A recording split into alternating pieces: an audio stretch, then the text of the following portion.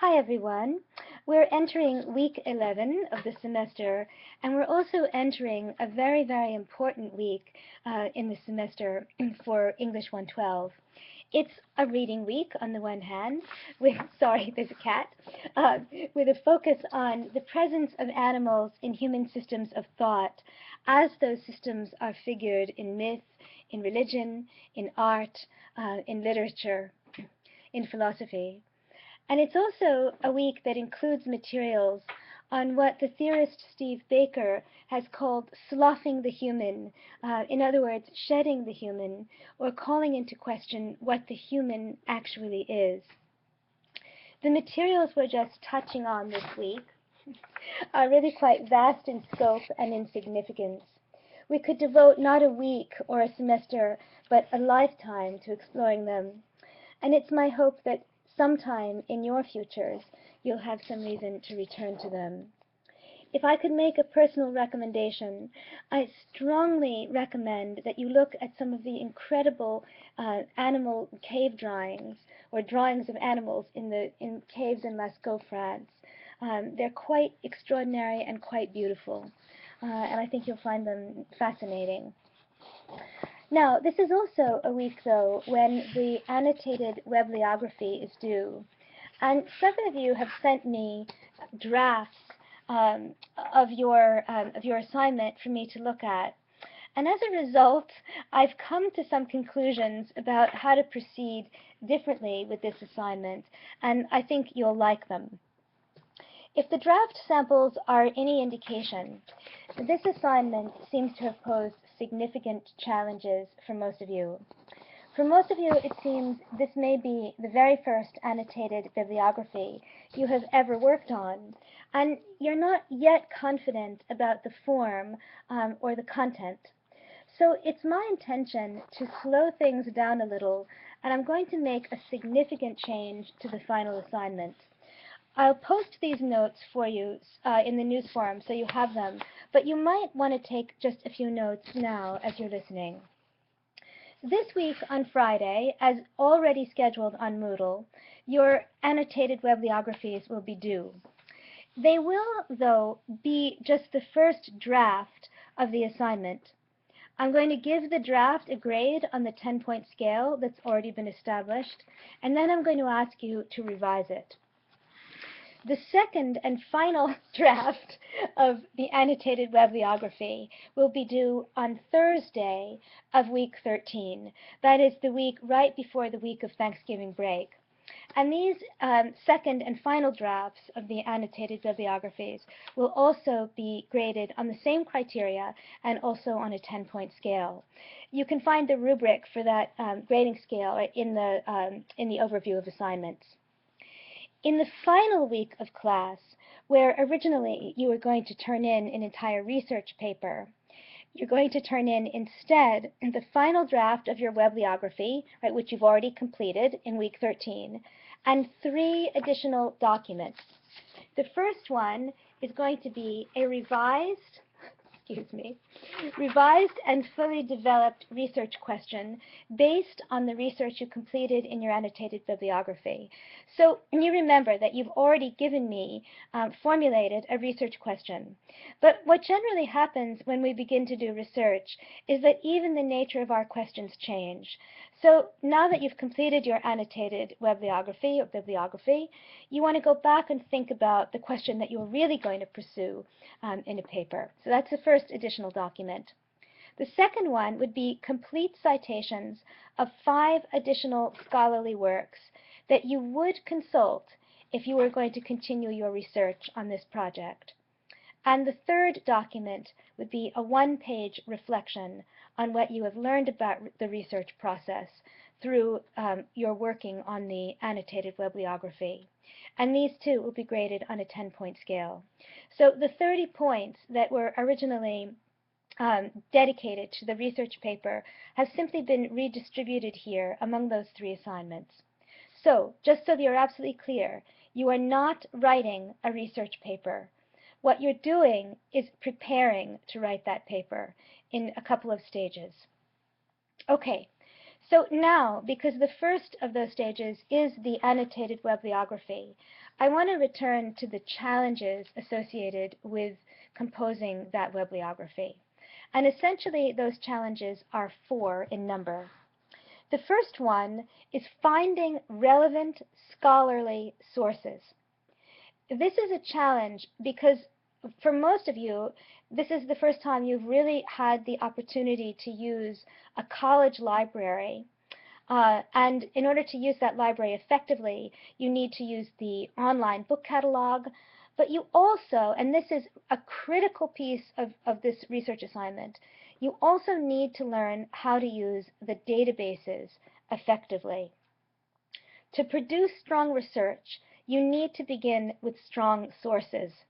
And strong sources, right, in this case, really means scholarly sources. That means articles that appear in peer-reviewed journals, chapters that are chapters in scholarly books. You can, of course, right, we live in the age of the web, and I certainly encourage you to use the web, but you have to be very, very discriminating in what you use from the web. Right? So when I say a webliography, what I mean really there is a biography of digital and print sources, bibliography of digital and print sources. It's very, very important to start with the right sources. I'm going to come down very hard on you if you don't show me that you understand the difference between a scholarly source and a popular source, an academic source, right, a real piece of research, right, and something that is more of a kind of human interest piece. Okay, so your first job, right, is to find those scholarly sources. You may not get them all right, on the first bibliography, annotated bibliography. If you don't, I'm going to point you in other directions.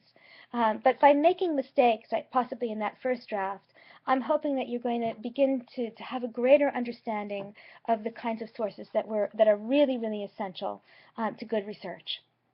Okay, so now your second challenge is reading and understanding and taking relevant notes on those sources. When you write an annotation to a bibliographical entry, right, what you're being asked to do is to tell the person who's reading it what that work is about. Right? We want to know what is the thesis of that work and what are the key ideas that we're going to find if we go and read that journal article, right, or that piece of scholarship or that chapter in a book. It's very, very important. It's not a place to tell me about how you plan to use the material. Right? An annotated bibliography, the purpose of an annotated bibliography is for you to look at that, it's for you to give that annotated bibliography to someone who is interested in the subject and who can then tell if they're going to be able to use that work in a way that they need. Right? So thesis and key ideas. When you're taking notes on your sources, right, really have those things in mind. The third challenge is writing the annotations. And this is challenging because for most of you, right, the annotation is a form, right? We could actually call it a genre that is new. And you have to understand the form of the annotation. You have to understand the audience for that annotation, and you have to understand the writing style required in an annotation. The best way to do that, the best way to get a grasp of those things, is to look at examples, which is why in the overview of assignments, if you look at the materials on the annotated bibliography, you will see that I've given you 3 examples of annotated entries in an annotated bibliography. Right? They will serve you as very good models for what we're doing. And fourth, the final challenge is using citation style correctly, right? Using MLA or using APA and doing it consistently. There are a lot of avenues for help with this project. Right? The first one is DeMello, right? Is our textbook. If you look at DeMello, you're going to find almost every one of you is pursuing a research subject that has somehow been touched on by DeMello. If you look at her further sources, right, you're going to find some very good points of departure. You also have the research librarians just waiting for you to come in with your project and say, I'm writing about this, or this is my research plan. I need to find scholarly sources. How do I do it? So you might want to struggle with this a little bit by yourselves, because sometimes struggling with the technology can be a very useful learning experience. But if you really want to produce this quickly, get to the heart of it quickly, or really think you would be helped by this, make an appointment with a research librarian. If you would be more comfortable having me take you through the process, find a time to meet with me on Skype, and I will bring you right through the process of looking for sources. You should also, of course, right, consult the notes on, on finding sources, right, what makes a good source, all of which are on Moodle. All right, so you have lots of resources. Please use them. Use the course notes on Moodle. Use the reference librarians. Use the opportunity you have to Skype or meet with me.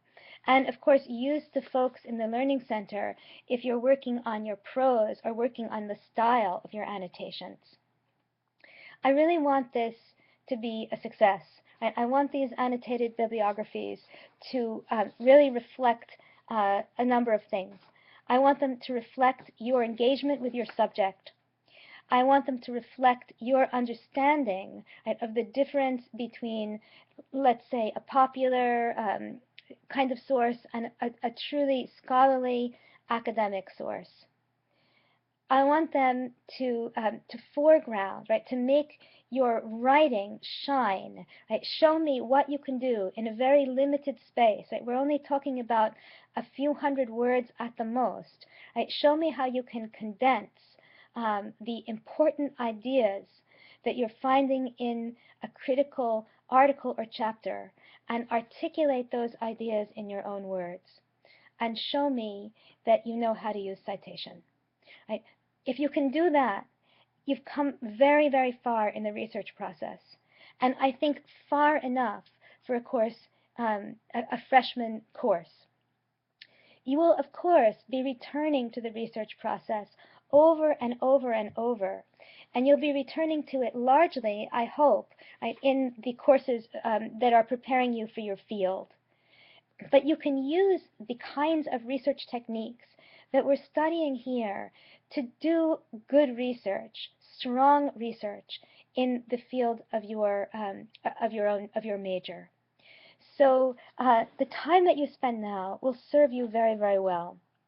In any case, I hope that it's somewhat of a relief to you to have the final paper off the table, but that doesn't mean that you can or should be lazy about the first and second drafts of your research proposals.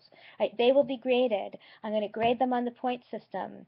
A bad draft is still a bad draft. Right? So put your best effort into those, into the first iteration of the research project, right? This first annotated bibliography due on Friday. And then put your best effort into the revision, and then put your best effort into the final project, which is that annotated bibliography, as well as the other 3 documents I mentioned. Do you have any questions? Of course, you should email me or post them on Moodle, and I will get back to you just as soon as I can. All right, take care, and I look forward to reading your bibliographies.